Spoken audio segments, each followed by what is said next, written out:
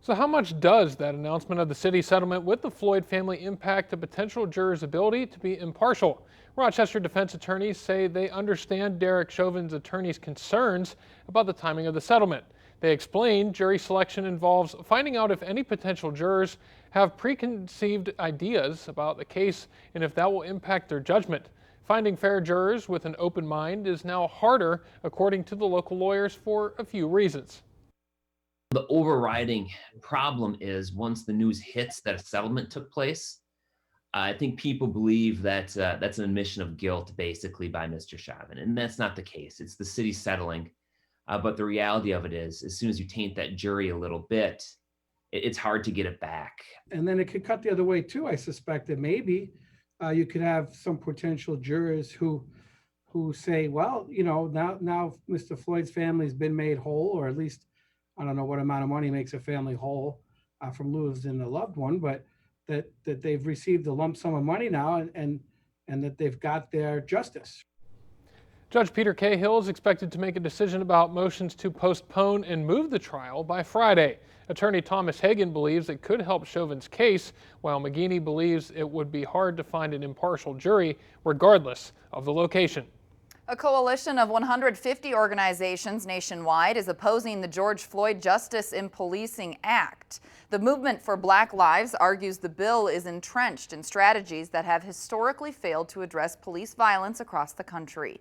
The group's opposition comes in a letter to congressional leaders. The Movement for Black Lives is demanding that Congress create new legislation to confront disinvestment, mass incarceration, and systemic racism in the country. The House passed the George Floyd Justice in Policing Act earlier this month. The bill is supported by President Joe Biden and some of the nation's leading civil rights organizations. Time now for a quick check on weather. Fox 47 meteorologist Amanda Morgan joins us with the latest.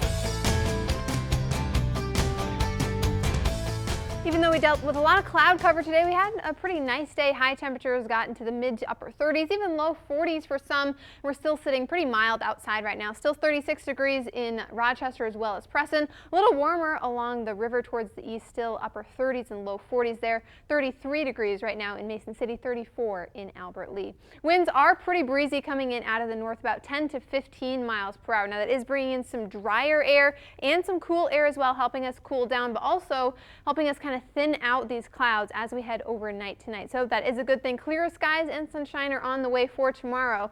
Do have some rain passing towards our south, just to the south of Madison into Milwaukee, Davenport area. We'll be staying quiet. Notice clearing skies continuing up towards Bismarck. So we'll see quieter and sunnier conditions as we head into our Thursday. 30 degrees for the overnight low tonight. Mainly cloudy, but again, starting to clear out those skies. And as we head towards tomorrow, really a nice day is ahead of us. We'll be back up into the 40s, even mid to upper 40s for a lot of us.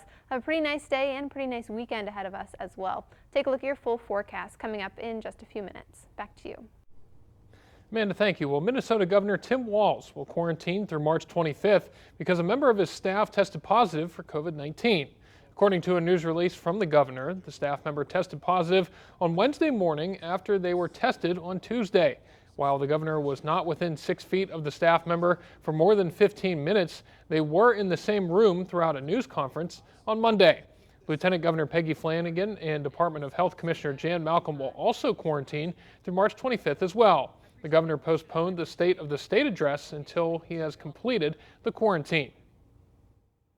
Well, with similar percentages of their populations being vaccinated, how are Minnesota and Iowa preparing to make vaccine available to more groups? Currently in Minnesota, tiers 2 and 3, consisting of essential workers and those with pre-existing conditions, are getting their vaccine shots as quickly as possible. The same situation happening in Iowa. Governor Kim Reynolds saying, quote, "We have turned a corner."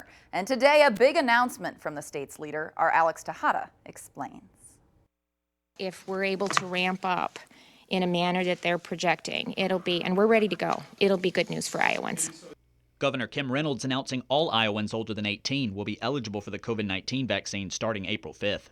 It is based on what they've told us they will allocate, and there is a significant job starting March 29th where we're starting to see all of them ramp up, as well as J&J. Falling in line with President Biden, who is now directing all states to make every resident eligible by May. We feel very confident that we can meet that that directive that the president has laid down. And while vaccine supply is expected to increase in Minnesota as well, state leaders